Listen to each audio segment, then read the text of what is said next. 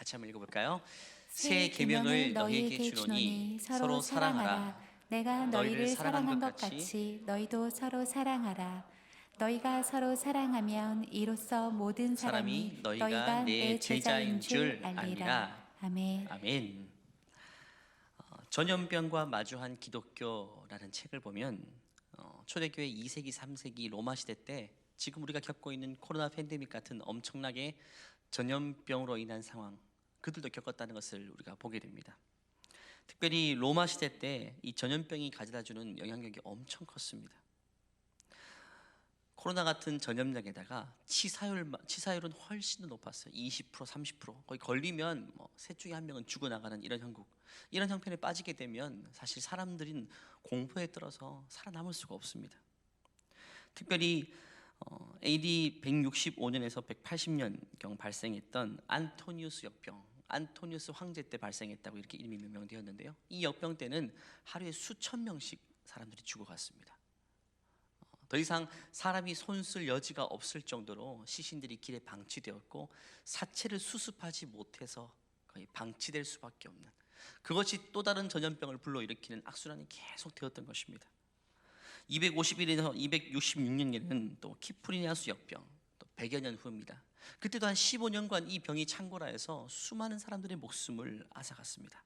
요즘처럼 의료 체계가 갖추어진 시대도 아니었고 백신, 치료약 모든 것들이 전무했던 그 시대 때 사람들은 이 거대한 역병 앞에서 어떻게 대처했을까요?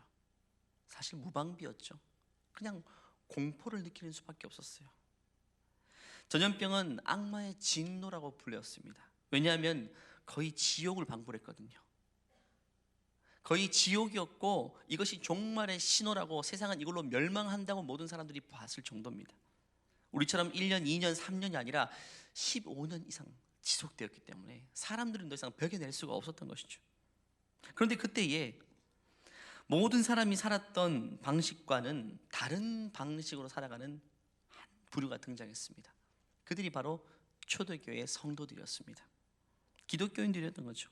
로마 사회는 전염병이 창궐했어도 어떤 소망, 어떤 치유나 대안을 제시해 주지 못했지만 초대교회 성도는 두 가지 사실을 세상 앞에 보여줌을 통해서 유일하게 세상의 해결책을 제시했습니다. 첫 번째는 그들은 소망 없는 죽음에 대한 해답을 분명하게 제시했던 것입니다. 모두가 절망에 빠진 그때에 죽음이 무엇인가, 죽음 이후의 삶에 대한 해답을 제시했던 것입니다. 모두가 죽음은 끝이 아니라 끝이고 그 이후에는 그냥 아무것도 없는 줄 알았어요.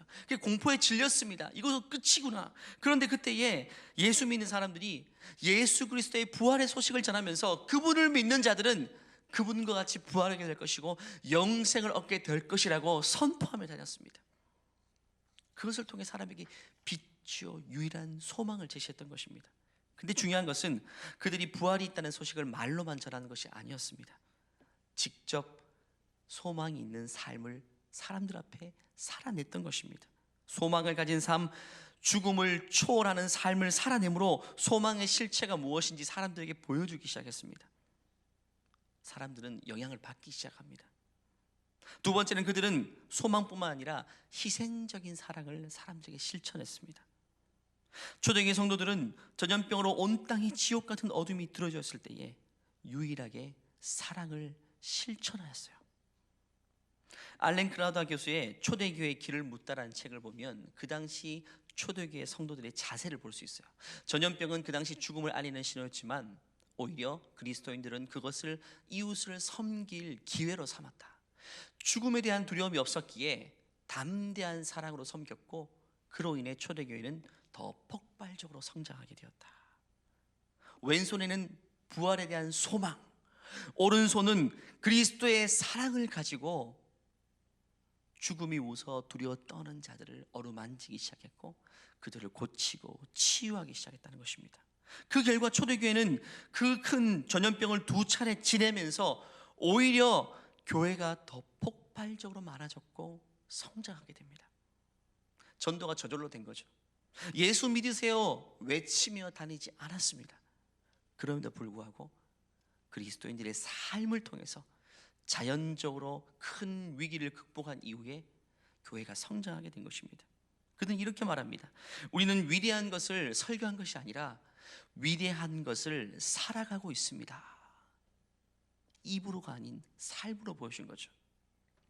여러분, 복음은 입으로 전해지기도 하지만 더 강력한 방식은 삶으로 전해지는 방식입니다.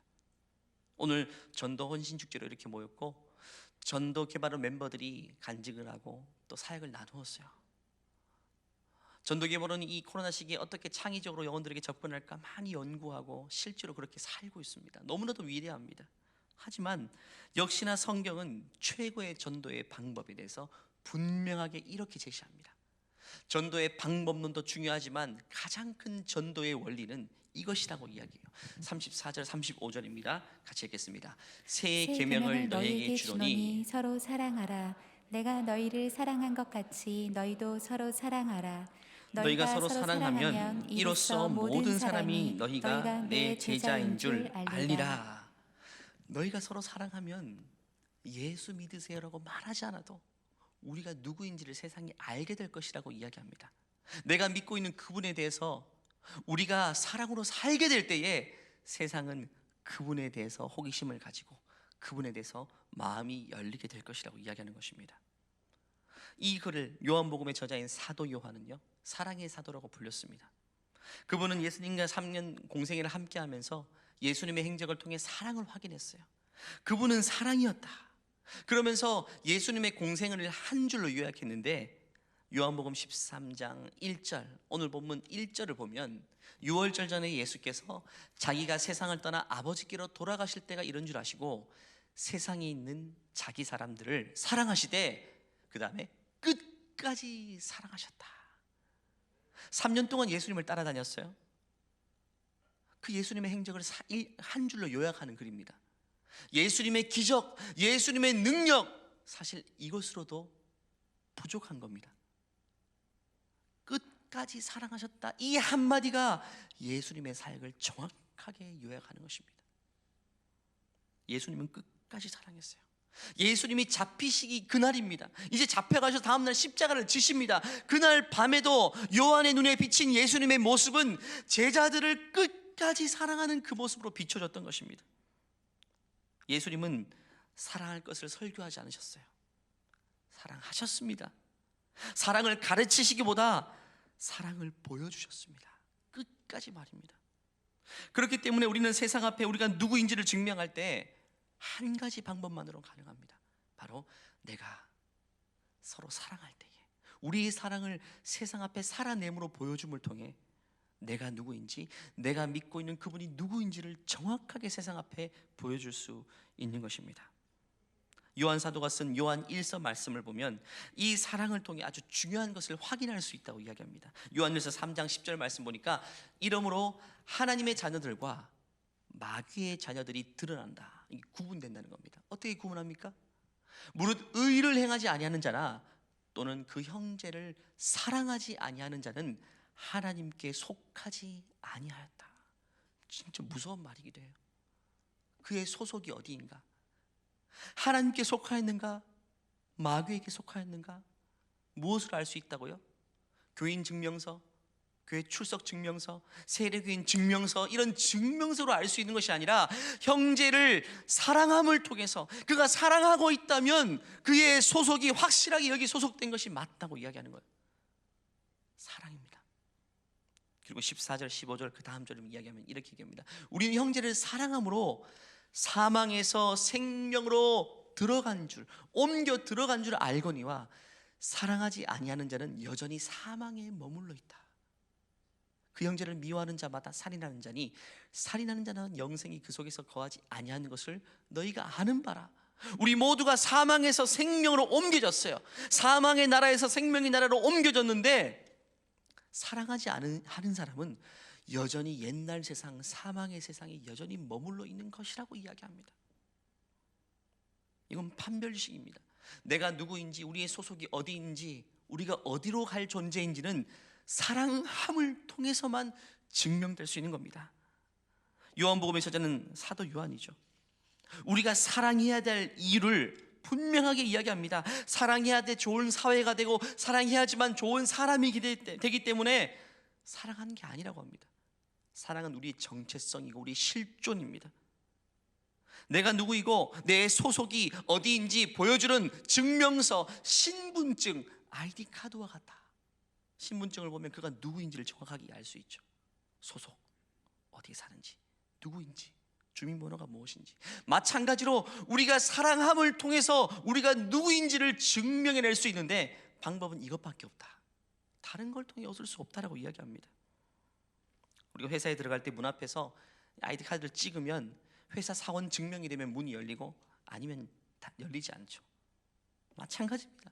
우리의 소속, 우리가 어디에 속하 있는지, 우리가 하나님께 속하 있는지는 내가 사랑함을 통해 증명할 수 있는 것이고, 그렇게 할 때 우리 앞에 문이 열리는 겁니다. 형제를 사랑하는 것은 우리의 소속 증명하는 방식이에요. 중요한 겁니다. 여러분, 아이디카드 신분증과 유사한 것이지만 비슷한 카드, 교통카드 같은 것도 있죠. 교통카드는 그걸 봐도 이거 누구 건지 소속을 알 수가 없어요. 그냥 기능만 탑재되어 있어요. 대중교통을 이용할 수 있는 기능. 세상은 사랑을 교통카드라고 봅니다. 사랑은 하나의 기능이라고 보여요. 하나의 도구라고 봅니다. 세상은 사랑을 그런 식으로 이해합니다. 사랑은 좋은 것이고 도움이 되는 것이고 효과적인 기능이고 방법으로만 이야기합니다. 하지만 성경은 사랑은 교통카드 같은 것이 아니라 신분증, 아이디 카드라. 우리의 소속을 증명해내는 보다 높은 차원의 것이라고 분명히 우리에게 가르치고 있습니다. 그렇기 때문에 내가 현재 사랑하지 않고 있어요. 사랑이 식어졌어요. 누군가를 사랑하지 못하고 막 미움에 막 폭파쳐오릅니다. 다른 사람에 대해서 유독 인색하며 더 방어적이고 더 차갑고 관대하지 못해요. 그런 증상이 나에게 나타났습니다. 그러면 그냥 넘겨서는 안 되는 것입니다. 왜?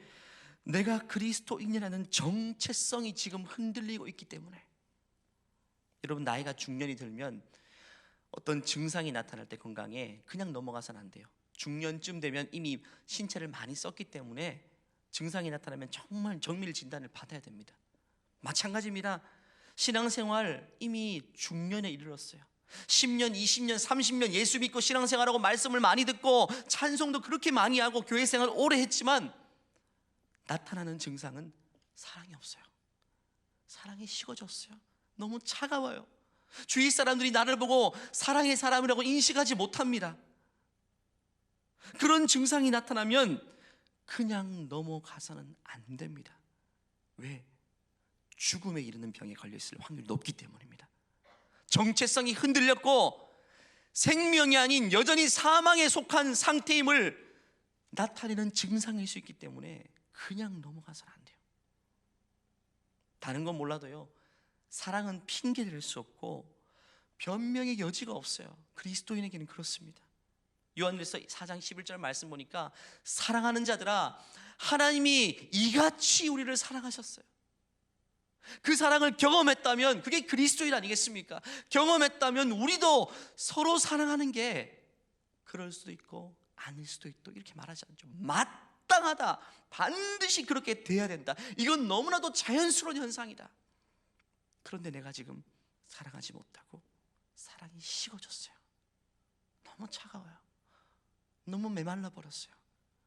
그러면 생명에서 떨어져 나간 상태일 수 있기 때문에, 무서운 상태에 빠진 상황일 수 있기 때문에 우리는 점검하고 진단하고 돌이켜야 돼요. 사랑하지 못하는 것은 가볍게 넘겨야 될 증상이 아닙니다. 그리스도인에게 있어서는 그렇습니다. 그렇다면 우리는 어떻게 사랑할 수 있을까요? 사랑하기 쉽습니까? 사랑이 저절로 되는 것이라면 설교도 필요 없고 말씀의 그 내용도 필요 없을 겁니다. 우리의 본성으로 저절로 될 것 같으면 설교가 필요 없죠. 사랑은 우리의 본성으로 되지 않습니다. 우리의 본성은 사랑을 밀어냅니다. 사랑을 거부합니다. 우리는 우리에게 없는 것을 사람에게 줄 수 없어요. 원래 우리는 사랑이 없던 존재입니다. 우리에게 사랑이 없었어요. 요한일서 말씀 보니까 그렇기 때문에 우리가 서로 사랑함은 그가 먼저 우리를 사랑하셨다. 우리가 사랑이 없기 때문에 그가 먼저 우리를 사랑해 주셨다. 사랑을 경험시켜 주셨다. 그래서 사랑할 수 있는 사람이 되게 하신 것입니다. 로마서 5장 말씀을 보면 소망이 우리를 부끄럽게 하지 않으면 우리에게 주신 성령으로 말미암아 하나님의 영이 말미암아 하나님의 사랑이 우리의 마음에 부음바 되었다. 성령이 우리의 마음에 하나님의 사랑을 지금도 계속해서 부어주고 계십니다. 아주 신선한 새로운 샘물이 우리에게 흘러 들어오는데 그것이 하나님의 사랑이다. 여러분, 우리는 하나님의 사랑을 지금도 공급받고 있어요. 메마르지 않는 거대한 수원이 있습니다. 저수지가. 거기는 하나님의 사랑이 가득합니다. 성령이라는 파이프를 통해 지금도 우리에게 실시간으로 공급되고 있어요. 그 사랑을 실시간으로 신선한 샘물처럼 공급받고 있다면 우리는 그 사랑을 흘려보낼 수 있습니다. 그런데 지금 내가 그 사랑이 없다, 흘려보낼 거 없다, 흘려보낼 수가 없다, 메말랐다. 그러면 거기에서 문제가 있는 겁니다. 공급원에서부터 사랑이 지금 내려오지 않고 있어요. 성령의 파이프가 막혀 있습니다. 그때는 우리 어떻게 해야 될까요? 성령 충만함을 구해야 됩니다. 성령의 충만함은 하나님의 사랑으로 충만해지는 상태를 의미합니다. 그 사랑이 다시금 부어져야 됩니다. 최근에 타인에게 인색하고 가까이 있는 사람을 향한 관심과 사랑이 메말랐다면, 그런 진단이, 그런 증상이 나게 나타난다면 우리는 다시금 성령 충만함을 구해야 됩니다. 혈관이 막히면 어떻게 됩니까? 작은 혈관이라도 막히게 되면 온몸이 이상 증상이 생깁니다. 마비됩니다. 하나님의 사랑의 공급원이 막히게 되면 우리의 삶의 전반적인 문제로 나타납니다. 기도가 안 돼요. 말씀의 은혜가 안 됩니다. 하는 일들이 안 풀리고 잘 되던 일도 꼬이게 되고요. 모든 일들이 부정적으로 인식되고 소망 없는 절망의 상태, 신앙적으로는 탈진 상태, 영적으로 침체기에 돌입하게 되는 것입니다. 그때 우리는 성령 충만밖에 없어요. 성령 충만을 통해 다시금 하나님의 사랑이 나에게 공급되게 도와주시옵소서. 그 사랑을 나에게 경험시켜 부어주셔서 하나님 다시금 그 사랑을 흘려보내는 자가 되게 도와주시옵소서. 그러면 막힌 혈관이 뚫리면 건강이 다시금 살아나고 활력이 돋듯이 우리의 영혼과 육신의 활력이 다시금 돋아나는 것입니다. 장담하지만 성령에 충만하면 영혼의 활력뿐만 아니라 육신의 생기 또한 돌게 되는 것입니다. 그렇다면 우리의 사랑은 세상의 사랑과 무엇이 다를까요? 우리가 하나님으로부터 공급받은 그 사랑은 세상에도 사랑이 분명히 있습니다. 그 사랑과 무엇이 다를까요? 첫 번째는요, 우리의 사랑은 누구나 사랑할 수 있어야 되는 것입니다. 누구나입니다. 누구나. 사랑할 만한 사랑만 사랑하는 것이 세상의 사랑이라면, 조건적인 사랑이라면 우리는 무조건적인 사랑이에요. 왜? 하나님으로부터 공급받은 그 사랑의 파고가 워낙 높기 때문에 쓰나미가 밀려오면 방파제도 지붕도 다 덮어버리는 것처럼 우리가 받은 그 사랑이 너무 크기 때문에, 그 파고가 높기 때문에 원수조차도 덮어버리는 사랑이 되는 것입니다. 사랑받을 자격 없는 사람조차도 우리는 그 사랑으로 덮어버려야 됩니다. 대상을 가리지 않습니다. 우리가 받은 사랑이 워낙 강력하게 우리에게 밀려 들어오기 때문에 우리가 그 사랑을 흘려보낼 때에 사람을 따지지 않는 겁니다. 반응을 따지지 않는 겁니다. 하지만 우리 사랑의 장애물들은 늘 존재합니다. 마귀입니다. 마귀는 우리 사랑을 왜곡시키고요, 우리가 도저히 사랑하지 못할 상황과 사랑하지 못할 사람들을 끊임없이 만들어냅니다. 중요한 것은요, 이 장애물을 뛰어넘어야 진짜 사랑으로 증명이 되는 것입니다. 하나님 우리에게 사랑하라고 말씀하실 때 우리가 없는 걸 짜내고 짜내서 사랑하라고 말씀하지 않으십니다. 이건 인간적인 사랑을 말하는 게 아닙니다. 하나님으로부터 공급받은 그대로를 흘려보내는 통로 역할을 우리가 하는 것입니다. 그렇기 때문에 그 사랑을 내가 공급받지 못한다면 전해줄 게 없는 겁니다. 메말라 버리는 것입니다. 요한복음 13장 최후의 만찬에서 있었던 일입니다. 요한은 예수님을 아주 가까이서 관찰했어요. 그러면서 아주 중요한 사실을 발견하는데, 요한복음 13장 방금 1절 보니까 6월절 전에 예수께서 자기가 세상을 떠나 아버지께로 돌아가실 때가 이른 줄 아시고 세상에 있는 자기 사람들을 사랑하실 때 끝까지 사랑하셨죠. 그런데 예수님은 끝까지 사랑하실 때 곧이어 2절에서 마귀가 등장합니다. 마귀가 벌써 시몬의 아들 가룟 유다의 마음에 예수를 팔려는 생각을 넣었다. 예수님은 한없이 사랑하는 그때에 마귀가 슬며시 들어와 사랑받는 그 가룟 유다의 마음에 미움의 마음, 예수를 팔려는 생각, 잘못된 생각을 집어넣었죠. 예수님의 사랑이 마음에 심겨지지 못하도록 슬며시 빼앗고 다른 걸 심어놓고 간 것입니다. 우리가 하나님의 사랑으로 누군가를 섬길 때에 마귀는 끊임없이 이런 일을 해요. 마귀가 하는 일은 우리 사랑을 왜곡시키고 우리 사랑을 열매 맺지 못하게 만듭니다. 우리가 끊임없이 사랑할 때에 사람들이 그 사랑에 반응하면 쉽죠. 우리가 누군가를 사랑할 때 그 사람도 나를 사랑해 주면 이것보다 쉬운 게 없어요. 저절로 될 겁니다. 그런데 그렇지 않잖아요. 나는 하나님의 사랑으로 참고 인내하며 흘려보내고 사랑하는데 그 사람은 그걸 오해하기도 하고 오히려 반대로 나를 공격하기도 하고, 이럴 때 우리는 포기해버리죠. 그만둬 버립니다. 감당할 수가 없어요. 근데 예수님도 지금 그런 상황에 봉착한 겁니다. 끝까지 사랑했는데 그렇게 사랑하는 제자가 오히려 내 사랑에 반응하기는커녕 반대로 나를 팔 생각을 하고 있어요. 돈을 세고 있습니다. 얼마에 팔지? 돈을 지금 세고 있어요. 그 마음에, 가룟 유다의 마음을 아는 예수님은 어떤 마음이셨겠어요? 마음이 무너지죠. 그때 예수님 그 다음 절 보니까 벌떡 일어나셨어요. 벌떡 일어나셔서 어떻게 할까요? 몽둥이를 하나 들고, 네가 나한테 어떻게 할 수 있어? 3년 동안 내가 너를 미워한 적이 있어? 한순간도 없이 내가 일관적으로 너를 사랑했는데 내가 다음날 죽으러 가는데 지금 네가 나를 팔 생각을 해. 그렇게 하기 위해 벌떡 일어나신 게 아닙니다. 4절 5절 보니까 예수님이 일어나신 이유가 뭐죠? 같이 읽어볼까요? 저녁 잡수시던 자리에서 일어나 겉옷을 벗고 수건을 가져다가 허리에 두르시고 이에 대야에 물을 떠서 제자들의 발을 씻으시고 그 두르신 수건으로 닦기를 시작하여.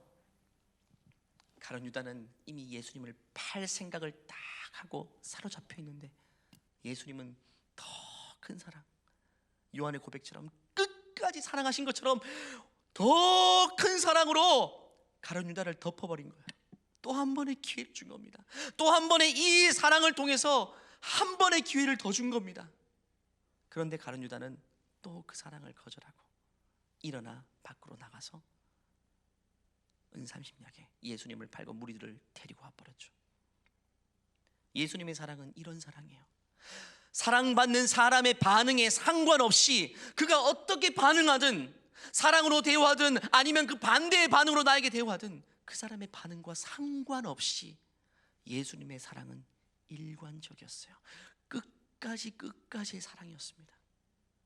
이 사랑으로만 우리는 세상 앞에 하나님이 누구이신지를 나타낼 수가 있는 것입니다. 이것이 바로 전도이고 이것이 바로 영향력입니다.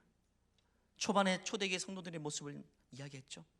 초대교회 성도들은 예수 믿는다는 이유로 이교도들에게 핍박을 많이 당했고 로마 사람들에게 아주 혹독한 핍박을 당했어요.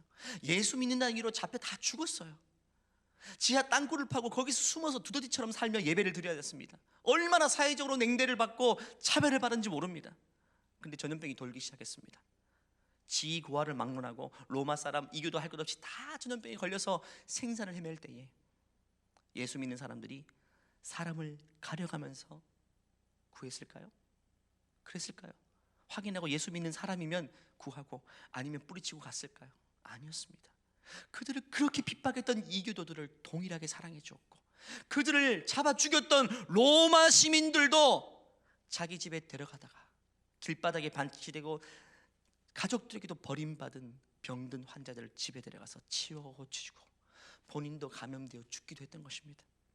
그런 모습들을 보고 사람들은 충격을 받습니다. 뭐 이런 사람들이 다 있어? 도대체 어디서 온 사람들이야? 도대체 어디서 왔어? 세상에 속한 사람들이 맞는 거야? 이 사람들은 죽음이 두렵지 않는 거야? 이 사람들은 안 죽는 사람들인가? 백신을 맞았나? 이런 생각을 하게 되는 거예요. 그리고 그런 충격 이어 그들에게 찾아온 것은 내면의 변화였습니다. 진리를 직접 살아내는 사람들을 눈으로 목격하게 되니까 그들도 역시 진리 안으로 들어가게 되는 것입니다. 이게 진리의 능력입니다. 지금도 코로나 가운데에 사람들은 더 진리에 목말랐어요. 이 작은 바이러스가 전 세계를 종말로 이끌 수 있다는 사실을 깨닫고 나서 사람들은 마음이 더 가난해졌고 더 진리에 목말라 했습니다. 우리가 세상 앞에 진리를 보여줄 수 있는 방법은 차별 없는 사랑이에요. 모든 것들을 덮어버릴 수 있는 그 사랑으로 나아갈 때 우리는 세상 앞에 진리를 보여줄 수 있는 것입니다. 두 번째는, 첫 번째는 누구나 사랑했죠. 두 번째는 어느 때나 사랑할 수 있어야 돼요. 우리 그리스도인의 사랑은 그렇습니다. 2세기 3세기 두 차례 있었던 거대한 전염병은 그리스도인에게는 기회가 되었어요. 사람들이 위축되고 터치 안 하고 접촉 안 할 때, 지금 코로나 시국처럼 이럴 때에 오히려 이것을 기회로 봤다는 것입니다. 사랑 없는 세상에 진짜 사랑을 보여줄 수 있는 절호의 기회. 세상에 다 가짜 사랑들밖에 없어요. 조건적인 사랑밖에 없어요. 다 가품이고 다 짝퉁밖에 없는 시대에 진짜 진품이 무엇인지 보여줄 수 있는 절호의 기회가 된 것입니다. 세상 앞에 이게 진짜 사랑입니다, 이게 진품입니다 라고 보여줄 수 있는 절호의 기회가 된 것입니다. 그래서 그들은 팔을 걷어붙이고 자기 생명을 돌보지 않고 사람들을 위해 헌신했던 것입니다. 어둠이 더더욱 깊을 때 그 작은 불씨도 더 찬란하게 빛나게 되는 것과 똑같습니다. 사랑으로 헌신적인 섬기는 그들의 모습에 사람들이 감동이 되니까 그걸 통해 그들이 주장하는 예수의 부활의 소식마저 참 진리로 믿어지기 시작하는 겁니다. 그 사람의 행동이 설득력이 있으니까, 행동과 삶에 설득되니까 그 사람들이 주장하던 예수의 부활 소식마저 설득력 있게 그 사람들에게 전해지기 시작하는 겁니다. 여러분, 이게 순서입니다. 우리는 믿지 않는 사람에게 삶으로 설득해야 돼요. 우리 삶이 설득되지 않으면 절대로 우리가 전하는 메시지는 절대 설득되지 않습니다. 반대로 우리의 삶이 그 사람들에게 설득이 되죠. 너는 진짜야, 너는 진짜 사랑의 사람이야. 그러면 그때 우리가 전하는 메시지는 함께 진리로 그 사람들에게 받아들여지는 것입니다. 특별히 이 코로나 팬데믹 상황이 2년 이상 지속되고 있죠. 오미크론 최근에 더 감염력이 커졌어요. 초기에는 코로나에 대한 공포증을 가졌죠, 모두가. 지금은 사회적인 인식이 많이 달라졌어요. 우리 그리스도인들은 더 인식을 빨리 전환해야 됩니다. 이 오미크론은 여러분 두려워해야 될 대상이 아닙니다. 저는 이렇게 이해했으면 좋겠어요. 친구다. 코로나가 다시 찾아옵니다. 친구 왔구나. 이 친구하고 일주일만 같이 동거하면요, 단둘이 교제하게 되면 이 친구는 떠나가면서 좋은 선물을 주십니다. 뭘까요? 항체라는 좋은 선물을 주고 떠납니다. 일주일만 사귀면 돼요. 그럼 다시 찾아오지 않아요. 그냥 그렇게 받아들여요. 현실을 받아들이고 지나가기를 바라는 겁니다. 지금도 감염돼서 격리 중인 우리 성도님들 꽤 많죠. 온라인으로 예배드리시죠. 지나갈 것입니다. 하나님이 지나가는 은혜, 그 다음에 그 친구는 가면서 항체의 선물을 줄 것입니다. 그 항체를 받고 자신 있게 예배 나올 수 있는 거죠. 우리 목회자들도 코로나에 많이 걸렸어요. 지지난주 거의 초토화됐어요. 저만 이렇게 살아있었어요. 저는 바쁘게 코로나 신방을 갔습니다. 목회자 집집마다. 그냥 빈손으로 가지 않고 문고리에다가 하나를 걸어두고 왔어요. 여기 제가 좋아하는 그 푸주땡이라는 설렁탕 집이 있습니다. 아주 효과가 좋습니다. 그걸 문고리에 딱 걸어두고 기도하고 왔어요. 목사님들이 이 국밥을 먹고 많이 회복되었다고 합니다. 사실 국밥의 능력보다는 관심과 사랑이겠죠. 우리 목회자들도 코로나에 감염된 성도님들 집집마다 방문해서 선물을 이렇게 슬며시 두고 문 앞에서 기도하고 갑니다. 여러분, 이럴 때 받는 사랑은 다른 때 사랑하고 좀 다르게 느껴집니다. 코로나 때 이웃 가운데 코로나 걸렸다, 격리 중인 분이 있다는 소식을 듣게 되면 절호의 찬스입니다. 그때 우리의 마음을 그 문고리에 표현하는 겁니다. 작은 음식, 작은 메시지도 괜찮습니다. 그렇게 우리의 사랑을 표현하게 될 때에 이것을 통해 하나님의 사랑이 온전히 그들에게 전달되는 것입니다. 코로나 상황이 아니어도 마찬가지입니다. 학생들 같은 경우에는 시험 기간, 이렇게 넓게 보지 못하고 폭이, 시야가 확 좁아질 때가 그런 때죠. 나밖에 모르는 그때에 주위를 돌아볼 수 없어요. 시야가 확 좁아집니다. 그럴 때일수록 나는 시야를 넓게 봐서 주위를 돌아보는 겁니다. 그때 다들 초조해야 할 그때에, 시험을 앞둔 그때에 커피 한 잔을 사주고 여유 있는 격려의 말을 건네고 내가 공부한 것들을 가르쳐주며 나누게 될 때에 그 효과는 다른 것입니다. 그것을 통해 사람은 그냥 감동 자체가 아닙니다. 진리를 보게 되는 통로가 될 수 있다는 것입니다. 여러분, 사랑 없는 복음은 열매를 거둘 수가 없습니다. 전도는 기계적으로 해서는 될 게 아닙니다. 사랑의 양분을 먹고 싹이 나고 열매를 거두게 되는 것입니다. 왜? 우리도 그렇게 변해졌기 때문에. 복음은 입으로 마케팅하는 것이 아닙니다. 복음은 내가 살아냄으로 그 능력이 전달되는 것입니다. 물건을 파는 세일즈업에 종사하시는 분이 계시죠. 최고의 세일즈는 이렇게 말합니다. 내가 파는 물건에 대한 간증이 있는 사람, 내가 그걸 사용하고 간증이 있어요. 변화되었어요. 그러면 설득력이 있는 것입니다. 홍삼을 파는 분이 홍삼을 못 먹어요. 체질이 안 맞아요. 그러면 고객들이 그걸 압니다. 별로 매력이 없어요. 저도 연애할 때 홍삼 많이 먹었어요. 왜냐하면 저희 장모님께서 홍삼 가게 하셨어요. 왜 하셨냐면 몸이 너무 안 좋으셨는데 홍삼을 먹고 완전히 회복되셨어요. 간증이 있으니까 가게를 차리셨는데 사람들이 많이 왔을까요? 적게 왔을까요? 동네 사람들이 엄청 소문에 소문을 타고 홍삼 때문에 살았다. 간증이 있으니까 사람들이 설득되는 겁니다. 그냥 마케팅이 아닌 겁니다. 복음도 마찬가지입니다. 예수님도 마찬가지입니다. 내가 예수 믿고 변화되었다, 변화되어 가고 있다, 예수 믿고 행복해지고 있다, 예수 믿더니 관대해졌고 사랑이 많아졌다, 이제는 자기밖에 모르더니 사람이 바뀌었다, 이런 간증을 내가 보여주고 나타낼 수 있다면 사람들에게 저절로 설득력 있게 우리가 믿고 있는 진리가 전달되는 것입니다. 그렇기 때문에 오늘 설교 제목처럼 우리 모두는 무엇일까요? 걸어다니는 전도지입니다. 걸어다니는 전도지. 하나님은 우리 걸어다니는 저와 여러분을 전도지로 삼아서 세상 곳곳에 지금도 뿌리고 계십니다. 예배 끝나면 가정으로 돌아가시죠. 내일 되면 직장으로 삶 현장도 돌아가죠. 우리가 전도지입니다. 주님 내일도 뿌리시고 모레도 뿌리실 겁니다. 전도지로서의 역할을 제대로 감당할 수 있는 저와 여러분 되기를 간절히 축원합니다. 끝으로 책의 한 구절을 읽고 마칠게요.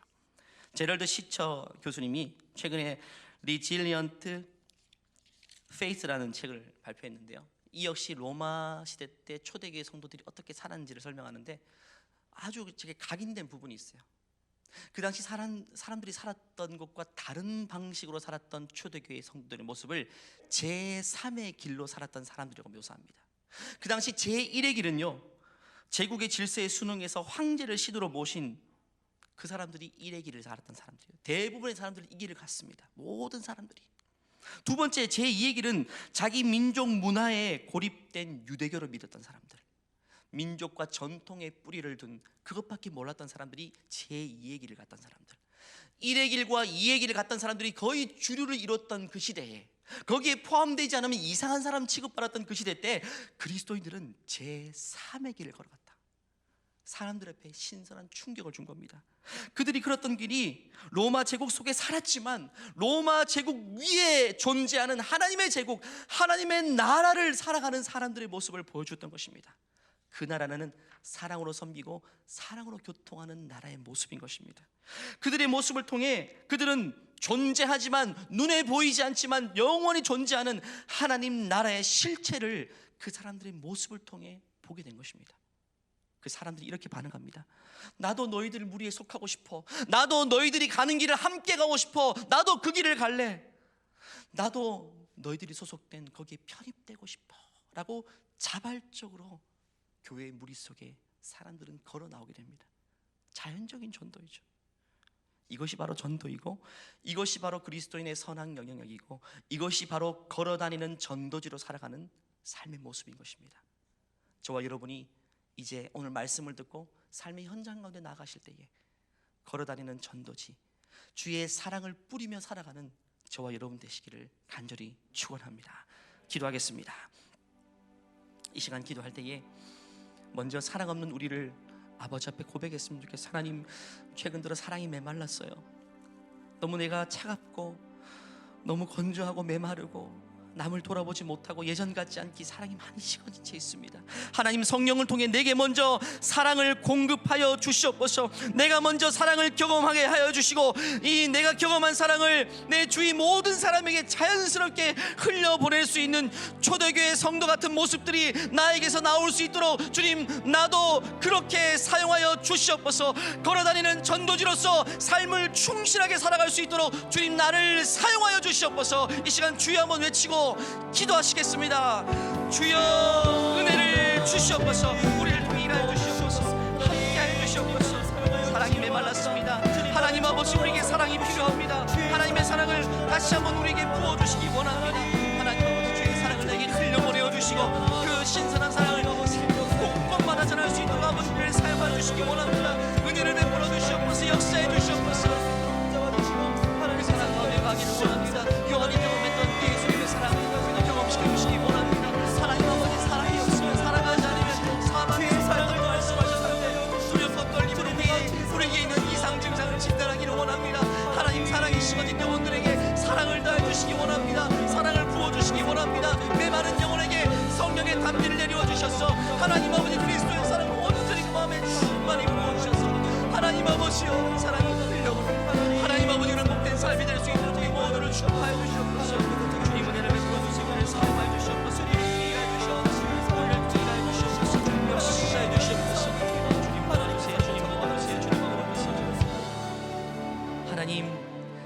우리에게 주님의 사랑을 부어주셔서 사랑 없는 우리에게 그 사랑을 경험시켜 주셔서 예수님의 사랑을 드러내고 나타내는 자로 살게 하심을 감사합니다. 하지만 주님, 많이 부족합니다. 때로는 우리가 사랑이 메말라 버리고 강팍해진 때가 있습니다. 영혼을 사랑하지 못하고 하나님 조건적으로 바라보고 그 사람의 반응에 따라 사랑의 유무를 결정할 때가 참 많습니다. 하나님, 그런 우리에게 다시금 오늘 이 말씀을 통해 사랑을 다시 한번 성령을 통해 온전히 부어 주시옵소서. 하나님, 건강한 사랑, 싱싱한 사랑, 새로운 물과 같은 거대한 사랑을 우리 심령 가운데 부어오셔서 우리가 삶의 현장 가운데 가정에서 만나는 모든 사람에게 그 사랑을, 사람을 살리는 그 생명의 물 같은 사랑을 전달하며 나누며 살아갈 수 있도록 주님, 우리를 사용하여 주시옵소서. 우리가 속한 모든 곳에서 걸어다니는 생명 있는 전도지요, 그렇게 살아갈 수 있도록 우리 모두에게 사명자의 은총을 베풀어 주시옵소서. 주님께서 함께 하실 것을 기대하오며 거룩하신 예수님의 이름으로 기도하옵나이다. 아멘. 우리를 당신의 거룩한 전도지로 사용하시는, 우리의 사랑을 부어주시는 주님께 큰 영광의 박수 올려드리겠습니다. 주님은 지금도 우리에게 사랑을 부어주시고 사랑을 흘려보내며 살게 하십니다. 다 같이 일어나셔서 이 찬양의 고백으로 예배를 마치도록 하겠습니다. 아름다운 사랑을 나눠요 주님의 박수 치면서 찬양하겠습니다. 우리 모두 사랑을 나눠요 내 맘에 기쁨이 넘치게 아름다운 사랑을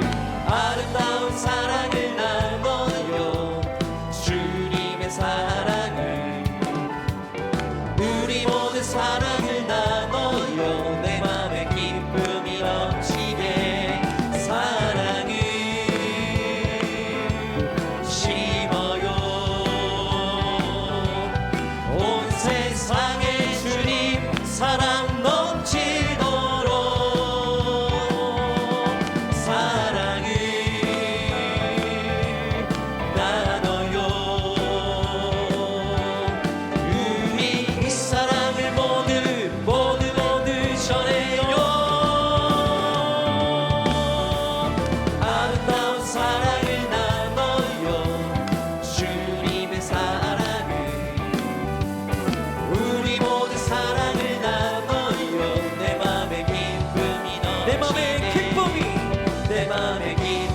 넘치게 내 맘에 기쁨이 넘치게 우리의 기쁨과 사랑을 주시는 주님께 큰 영광의 박수를 드립니다. 감사합니다. 주님, 이제는 우리 주 예수 그리스도의 은혜와 하나님의 무한하신 사랑과 우리 안에 내주하셔서 하나님의 사랑을 끊임없이 우리 마음에 부어주시는 성령의 역사가 이제는 나의 본성과 나의 기질을 드러내는 삶이 아니라 내 안에 계신 하나님의 사랑을 드러내며 살기를 소원하는 모든 주의 자녀를 머리 위에, 또 우리가 살아갈 삶의 현장 위에 이제로부터 영원토록 함께 하시기를 간절히 축원하옵나이다. 아멘.